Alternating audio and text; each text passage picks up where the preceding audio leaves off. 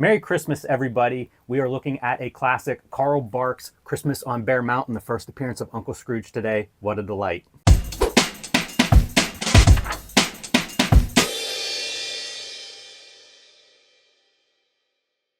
Hello and welcome to your favorite YouTube channel, Cartoonist Kayfabe. My name is Jim Rugg. I'm Ed Piskor. And we are a daily comic book YouTube channel with over 1,600 videos in our back catalog, and you can watch all of them. If you go to the Cartoonist Kayfabe YouTube homepage, you can search for those in the little search box with the magnifying glass. Look up your favorite cartoonist, look up your favorite comic book, and enjoy yourself.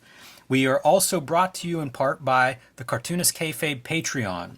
We have 3 different levels on our Patreon that'll give you access to our videos early, and at the King Kayfaber level, you will get access to our videos first because you sit in on the recording session, which has turned out to be one of my favorite parts of recording Cartoonist Kayfabe, is actually sitting here with a couple of dozen King Kayfabers and actually talking comics as we go along. But one of the benefits of being a King Kayfaber is if there's a video that we show off a book you want to add to your collection, you'll be the first ones looking for that book. And sometimes they go up in price. Sometimes they're rare and there aren't very many copies to choose from. So you want to be the first one getting in on that, and that is called the Kayfabe effect whenever we make a book disappear or go up in value. So check out the Patreon, see which level suits you best. And Merry Christmas, everybody. Yeah. This is a Carl Barks Christmas story that we're going to look at today. It's the title of this particular collection of Fantagraphics Carl Barks Library, Christmas on Bear Mountain. We have seen a couple of these things. We have looked at a couple of these Carl Barks library books. They are absolutely fantastic books. If you are at home and you have not read any Carl Barks, I cannot emphasize enough that you should. If you have a decent library around, you can probably check out some of the Carl Barks library. But if not, there are many volumes of this collection in print, and they're all a good place to start. It's self-contained stories, some of the best comics made in American comics history. Absolutely. And dare I say, this is a new, this is a Cartoonist Kayfabe tradition now. 2 years going, where we cover a Carl Barks Christmas comic on Christmas. And I just had to go see, man. I was like, because we were talking about it before, and you were like, we did some Christmas comics. I'm like, I promise you, we didn't do this one.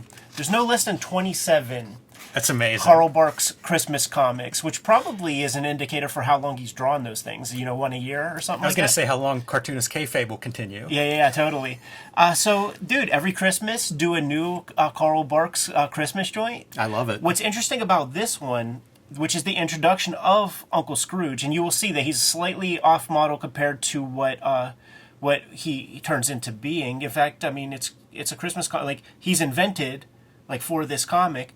This is pretty early in Carl Barks's run. It's from 1947, so there might have been 2 or 3 other Christmas comics that he did prior to this, but it's early in the run, dude. He's still finding his footing. And it's worth noting, part of the great one of the many great features of this series is that you get notes on this. Yeah. And you would have some background on Christmas on Bear Mountain if you're interested in the historical relevance of these stories, where they come from, whatever the case may be for each story. But this is a fantastic series. About as well done, I think, as you can do archival material. It jumps right into it. Yeah, right. As far as the archives and stuff, yeah, absolutely. But like the story content, it's off to the races immediately. There are so many great pieces, and we'll point out as many as we can remember as we go. But you can see it's Christmas time. Donald Duck is down in the dumps because he's so broke he can't even afford a Christmas dinner for him and the boys. And then you cut across town to the huge mansion of Uncle Scrooge McDuck, who himself also unhappy, but for different reasons. This is a lonely guy. Everybody hates him, and he hates everybody. I mean, there it is, dude. That's the character in a nutshell. It really is, and I feel like Barks' storytelling is really on display in this story in a way.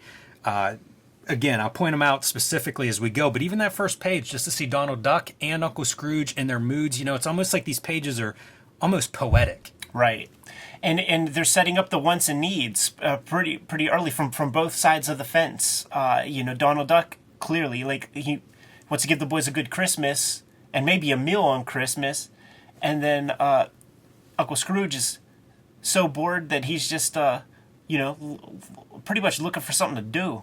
Yeah, and panel 1 starts out with everybody, all the stupid people are buying presents for each other, and they seem to be having fun. He's never had any fun, so he decides to do a present, but not without some strings attached. Right. And you see him as he sets up this gamble that he sends to Donald. he's beginning to have fun already. You know, it's like so great as a page. Like it makes total sense. And again, this story is set up that way. Brilliant cartooning. Always just the drawing of it, right? He is always, these characters are never floating in space. Like that picture plane is always solid as a rock. The foundation is always there. Like you feel the roundness of this, you know, non-paved rock that they're driving on. It's the subtle things. The guy is a tremendous illustrator. Yeah, and these kinds of backgrounds, like the nature kind of, they travel a lot in these stories. Yeah. And it's one of the things that I think really recommends these stories is that Barks is so good at that. Right. You know, he was a guy who starts making comics later in life and had several careers like Lumberjack and all this stuff. I think he was in his 30s when he starts doing these duck stories. And he brings that experience to the page. You know, like it really feels like he's a guy conscious of the world. And I would say that as opposed to, say, a New York-centric comic scene, which a lot of comics were based out of this city. Not so with these. You know, this is kind of the world at large is where the ducks get to go and explore, and Bark's perfect guy for it. And this is another one of those pages where the first panel is Uncle Scrooge, you know, talking about hating everybody. The last panel, all the Huey, Dewey, Louie, and Donald celebrating. He's a swell old duck. You know, it's such a contrast. You can almost see like Story 101 where flip the value. You know, we start with one piece, we do the opposite by the end of that scene or that page. So the plan is he's going to send them to his cabin. Great idea, but he's going to test them because he wants to meet a brave man, you know, to get this present. And how's he going to do it? Dress up like a bear and go scare them. Right. Perfect. Easy setup, easy to get into, understand what's going on. Reasonably disturbing. Harkens back to like, you know, the Wampus, the Tauntaun scene in Empire Strikes Back. Yeah, really great. Even the claws on the bear, you know, perfect details. And as they set out to, as Uncle Scrooge sets out to destroy their Christmas with the bear sighting, gets turned away because of the snow. Look at what Barks does with black. You know, it's not stuff that you would think to do with black. He's calling out focal points with it. A full black facade of the building, you know, marking it up with snow that way. Staring out into just like pitch blackness. I always think that you should be able to tell the time of whether it's day or night without any words or anything. And it's very clear here. That use, especially with the cars and the night sky, really good use of black and probably kind of unusual, I bet, at the time. Because like newspaper strips, you couldn't do solid black with. Right. So, yeah, very inventive, definitely. Down to the characters' shirts. Like we said it before, and, you know, I'm doing my daily strips. I understand the value of black because I'm studying strips a lot more, and like Popeye's shirts and stuff are black, and it's a way. And Carl Barks is not in charge of the color. He's just trying to make solid black and white comics, knowing that they'll be in color. Like the black is a focal point, so it makes sense when you're just doing black and white illustrations that you just blacken that stuff in, so that beyond a shadow of a doubt, you know, Nancy's dress is black, like a black top. Like it's an important color when you have two colors to play with. And the comics of Carl Barks are full of this kind of stuff, right? Here's Donald walking left to right. Running back in now, going the opposite direction because he didn't like something he saw out there. In 2 panels. Yeah, 2 panels. All it takes.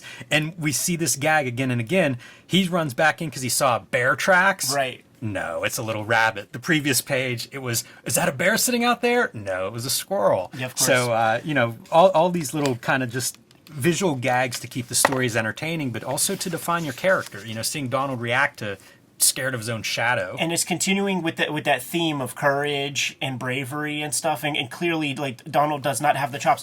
Also, Bushmiller roll the threes come in because we just had 2 instances, right? So like now we got our Christmas tree, and of course with this big old knot hole, there's got to be something going on with that, some storytelling significance with that. This video is brought to you by the books that we make. Ed Piskor's Hip Hop Family Tree, the Omnibus, the beautiful hardcover collection of all 4 volumes of Hip Hop Family Tree, along with 150 extra pages, is now available wherever books are bought and sold. Red Room, Crypto Killers, The Antisocial Network, and Trigger Warnings, collecting the 3 seasons of Red Room. These are all self-contained stories, so you can start with any volume of Red Room that crosses your path first.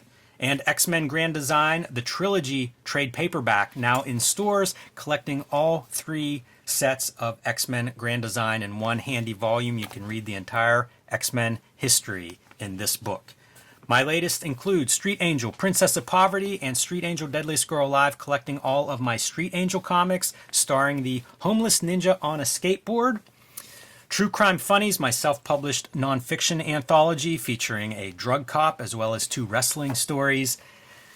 BW Zine, 1986 zine, celebrating some of the greatest years in comics history, and the Hulk Grand Design, my contribution to the Grand Design mythos. And now, back to our video.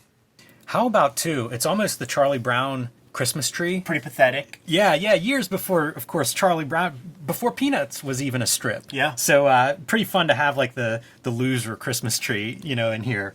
Get every gag for every element. Think about the best way to present it. One thing that I skipped over is whenever they get in here to their cabin, it's all stocked with presents and food. There's like lobster and stuff. Oh, yeah. I just love it. Blue crab. It's funny little visual gags to keep these panels And exciting. Of course, there's a bear. Teddy bear. Can't have the teddy bear.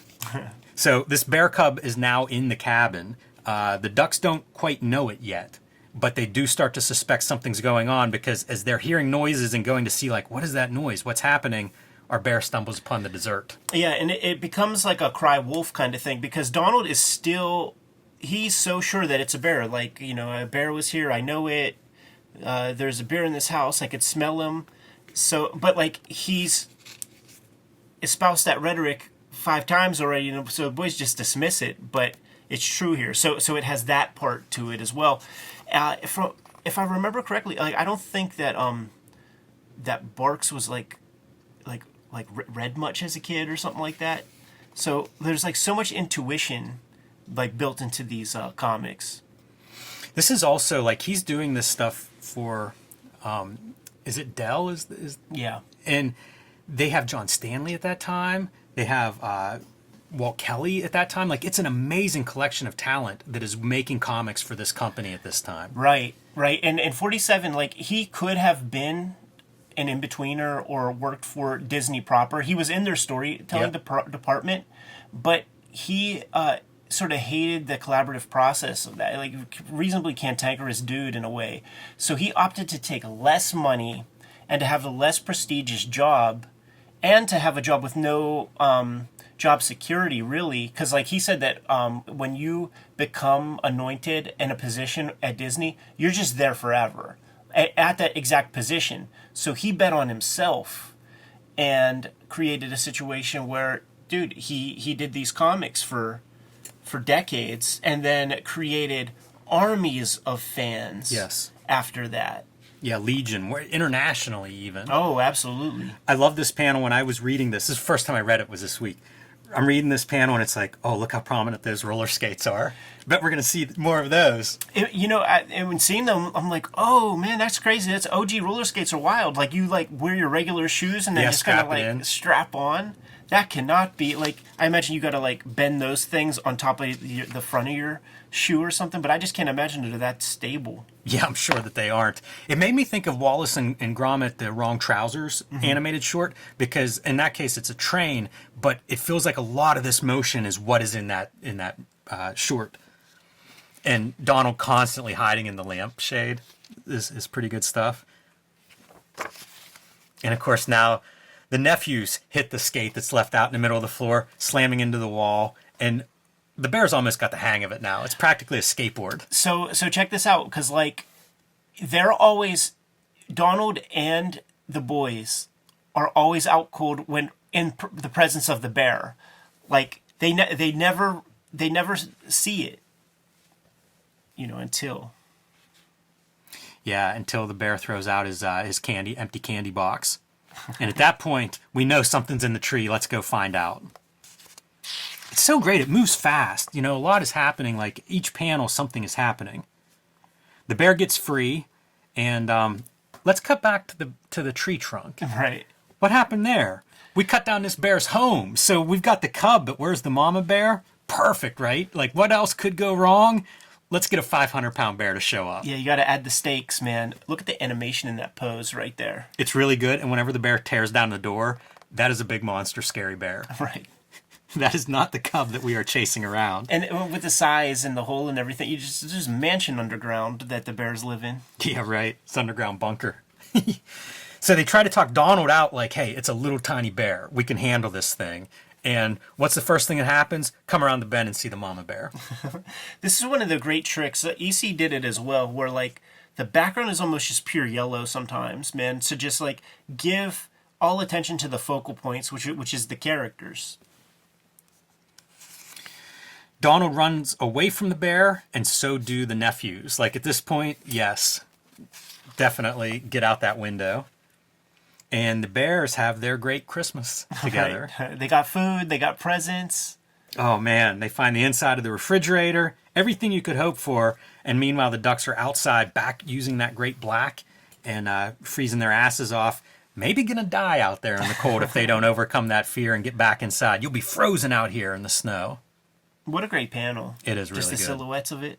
Also, look at the color, you know, like you mentioned, like some of the background yellows, but the concentrated yellow now that we're doing a light source from inside. Yeah, that's the thing. Look, it's like 25% yellow and then 100% yellow plate.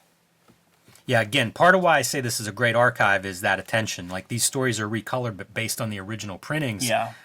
They look so beautiful. Like, I can't imagine a better presentation of this material. No, it's fantastic. Like, because even, you know, but way back in the day, right, when like Volume 1 came out, there's the story you and I are at Copacetic looking through this, and we're like almost bumping our heads, looking super close at the margins, because there's like a speckling of color. There's like a 2% blue and a 5% magenta to try to create something close to that gray newsprint. Yeah, it's just a little bit of warm. You know, it's not that cold blank white. Right. And it helps a lot. It really kind of gives your color a base. You know, it's almost like painting when you paint the whole canvas like a certain color. Exactly. It'll just be underneath. And we were arguing, oh man, I think it's magenta. And I'm like, I don't know, I think it's blue. And then it turns out that it's both. So they do plan to, like, they're going to come in and overcome these bears. They're going to take control, and that includes Donald tying up our bear, tying his feet together. As the big bear is just like, grunting, sighing, enjoying itself. And that was enough to scare him to death so that he, faints on top of the bear. Fantastic animation on Donald and all of those. And the sigh is a great setup for this bear. Like, that's the characterization of this bear being alive that we're going to see again. It's Ric Flair salesmanship, dude, where he's dancing around and just going to does the fall backwards. So Uncle Scrooge finally makes it to camp in his bear suit, and when he shows up, he's shocked to see actual bears in the place. Yeah, and the little one scares his pants off. So with all of his rhetoric, he's a chicken hawk. I love the buttons on the tummy. Yes, yeah. It's how you can tell the fake bear from the real bear, but so impressed by the fearlessness of these little boys. Yes. And then he sees his nephew, Donald, and... chilling. Amazing. In the embrace. No fear, of right? A bear. And whenever the bear sighs, we have the reaction from Uncle Scrooge, much like the Donald Duck reaction earlier, of pure fear and just getting the hell out of there. But he does decide that Donald is worthy of the present. He did find a brave duck after all, and we see Christmas Day celebrating at Uncle Scrooge's mansion, the family together, until he pulls out the gift for Donald, bearskin rug. Too much for Donald. What a fun story. Yeah, what's the last word there? But for just a minute there, I thought he was scared. There it is. Yeah. Yeah, coming full circle from the very beginning plans of Uncle Scrooge. Fascinating story, though. It's a 20-page story. Maybe it's a little bit shorter than that. But never a dull minute. Right. No wasted motion. No. And I don't know. It's just, it doesn't feel like overly sentimental or anything either. It's almost like a legit adventure story that just happens to be centered around Christmas. A lot of gags therein. Like every page might have like two little pieces. And you can imagine some of that stuff like animated. It's that rich. We say it every time we look at Barks, but he did the work of a studio. Yes. There are not animated Mickey Mouse cartoons and stuff that are as good as this. Absolutely. Yeah, the body language, it really does look like his animation skills are put to use. You see him in those little subtle movements and body language throughout. I do like reading these, and what a great Christmas tradition. And again, to everybody watching at home, Merry Christmas. Hope you had a great day today and a great week with your family, much like Uncle Scrooge and Donald Duck and Huey, Dewey, and Louie. Good to go, Jimmy? Yes. Kayfabers, like, follow, subscribe to the YouTube channel, hit the bell so that we can notify you when new videos are available. We are a daily YouTube channel with more than 1,600 videos in our filmography as we speak. Might have talked about your favorite comics. Hit the front page of the Cartoonist Kayfabe YouTube channel, hit the magnifying glass, type in your favorite titles, check out those videos. But if we did not talk about your favorite comics, if you can't find those videos in our videography, you got to let us know in the comments what those comics are so that we can push those a little bit higher on our to-read pile. We have a Patreon out there, and the King Kayfabers on the Patreon mitigate the kayfabe effect by getting all the videos before anybody else. But there are several levels of support on the Patreon. Ultimately, the videos are brought to you by the books that we make. Before you is a healthy sample of what those books are. But let's bring some illumination into matters. Jimmy, what do you have? Hulk Grand Design is still available in the wild, but sold out at the publisher level. So pick up Hulk Grand Design if you haven't already. This is my contribution to the Grand Design mythos and one of the nicest books that I have made. I do the design behind this book, and as you can see from this fluorescent green cover, if your store has it, you can probably see it from outside in the parking lot. I've also been self-publishing. My latest zines, 1986 zine, BW zine, and True Crime Funnies, my nonfiction anthology comic book, are all available on patreon.com/JimRugg or at jimrugg.com. And my latest books, Street Angel, Princess of Poverty, and Deadliest Girl Alive from Image Comics. Collect all of my Street Angel comics that I have made so far. These are about a homeless ninja on a skateboard battling all the things you would expect a superhero to battle. X-Men Grand Design Trilogy is coming to you. It actually came out in November, so you can get your hands on that. It's all of my X-Men Grand Design works in one handy-dandy trade paperback collection. Red Room has been the focus for some time. There are 3 trade paperbacks that are going to be out there, man. 2 right now. Antisocial Network and Trigger Warnings are available in stores, but this third one, Crypto Killers, is the one that will be coming out in January. So get that put on your pull list, scoop it up when it comes out. Murder on the Dark Web for Fun and Profit. You can start there because each of these books is completely self-contained with 4 complete stories. So pick your poison, you dig it, grab another one. Ultimately, the best book I've made to date is the Hip Hop Family Tree Omnibus, collecting all of my Hip Hop Family Tree comics from Fantagraphics. Plus, I have 150 pages of additional content and material in there. It's the best book I made. It's the most comprehensive. I worked really, really hard on it. Thank you guys who were supporting it to the level that you did. But we do still have some of those available. So scoop that up, check it out as soon as possible. There are some other ways to support the Cartoonist Kayfabe channel directly, however. Jimmy, let the people know. Subscribe to the Cartoonist Kayfabe e-newsletter at the links below this video. You can also find Cartoonist Kayfabe t-shirts, merchandise, hats, mugs, stickers, and more at our spread shop. That link is also under this video. There you have it, the many ways to support the Cartoonist Kayfabe channel. Give them those marching orders, Jimmy, and we'll be on our way. Read more comics.